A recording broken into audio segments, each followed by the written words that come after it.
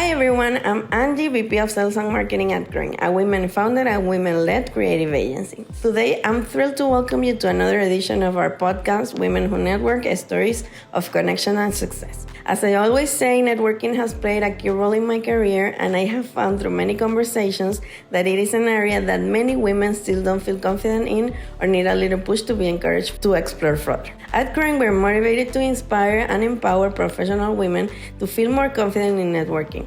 We believe that by sharing stories and experiences, we can encourage more women to connect and grow together. I'm super excited to introduce our special guest today, and thank you so much for joining us and for being part of this initiative. I'm confident that your story will motivate many women to embrace networking with more confidence. Please let us know more about you. Can you introduce yourself for our community? Hi, my name is Marvina Robinson. I'm the founder and CEO of Bedford-Stuyvesant Champagne, and thank you for including me in this wonderful segment. Thank you, Marvina, for being here. So let's dive into the questions. How has your approach to networking evolved throughout your career? So I will say from my early years when I was not in the wine industry, networking has always been intimidating to me. So I have grown over the years to become a little bit more comfortable. I still have my little nervousness about networking, especially when walking into a new event and not knowing anybody. But I just envision that everybody is there for the same reason. They want to get out, they want to meet more people. So as I go into new places to network, I find like little icebreakers and I start having conversations with different people within the room, and it makes me feel more at ease. Yes, that's amazing. I wanted to let you know that this is our first in-person interview, so I'm so happy to be here with Marvina. And also, as I recall, Marvina is our first founder, because so far we've interviewed people from marketing within companies and also different communities like Latinas in Tech, Venture Miami, but Marvina is our first founder. Being a women-led and women-founded company, this is pretty special for us, so thank you, Marvina, for being here. Oh, thank you. Yes. And Marvina, what strategies do you use to establish genuine and meaningful connections at networking events or when you're networking in general? I just normally go with the flow, right? So it's more about reading off energies in a room and what makes me feel comfortable internally as I begin to network. Sometimes it might be about just making eye contact with somebody, having a conversation. You happen to ride up on the elevator with somebody,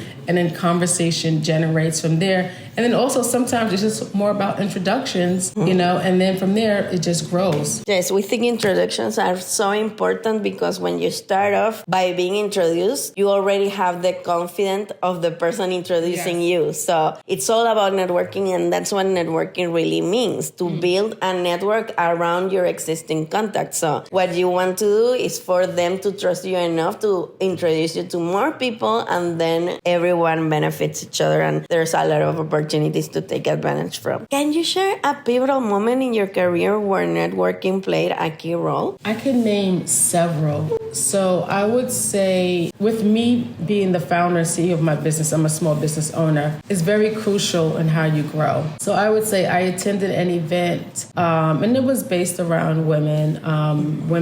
It was during Women's History Month, I would say, right? And I was just in a room just talking to different people, explaining who I was, introductions about business. And I met a key person who was a buyer for a specific restaurant in which we made introductions, we set up a tasting, and they ended up onboarding our product into their venue. So that was very good with being pivotal as far as that. And then another instance I can give, different scenario, is attending Charleston Food and Wine Festival. And just attending an event and just talking. We were talking about outfits. Like, she liked my outfit. And it was totally different. And then come to find out she was one of the journalists for the New York Times. And then we started talking, and it evolved into them covering a story of Bedford-Stuyvesant. And thank you so much for sharing that. We're going to be featuring the article here in the newsletter. So if you're listening on our podcast, go to our LinkedIn newsletter to see it because it's so amazing. It's in the front of the office. The office is so cool. So thank you for sharing, Marvina. And what's the most unexpected opportunity that has come from a networking event or connection? Unexpected one definitely was meeting the journalist doing the New York Times. That was very unexpected. Unexpected. I would also say, I would say just meeting. I remember meeting another person. I wasn't even there to network. I was meeting a friend because we were going out for drinks afterwards. She was at a networking event. I just was waiting for her. And then I was just, sitting on the outside lobby waiting. And I just happened to meet somebody randomly that saw my story somewhere. And then we started having a conversation. And then that led to a speaking engagement at their office for also a women's event.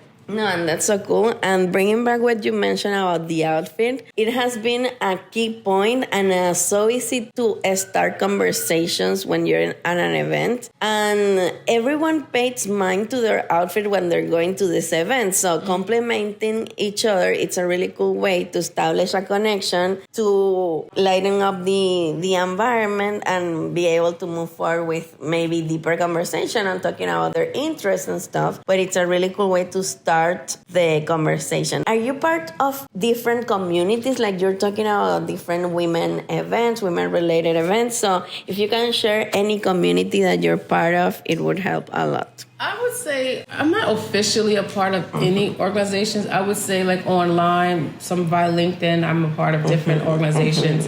I can't remember them all, but I kind of, if it appeals to me, then I typically join so I can, that's my other way of networking and staying atop of different topics and stuff. That's so cool. And what advice would you give to women who are just starting their professional careers or are hesitant to engage in networking? I would say start online. Like LinkedIn is actually a networking site, right? I would say be sincere and genuine starting with LinkedIn. I would say slowly branch out to find events within your industry so that you can grow your network. And also, just also be on top of your news, your topics or related information so that you find other events to attend to. And sometimes it can just be more about just having a coffee chat with people in your industry to meet other people. But be genuine and not overly forceful. And that's awesome because I also applied that when I started networking. I started online and I was able to create a lot of amazing things like clients for CROING, but also amazing women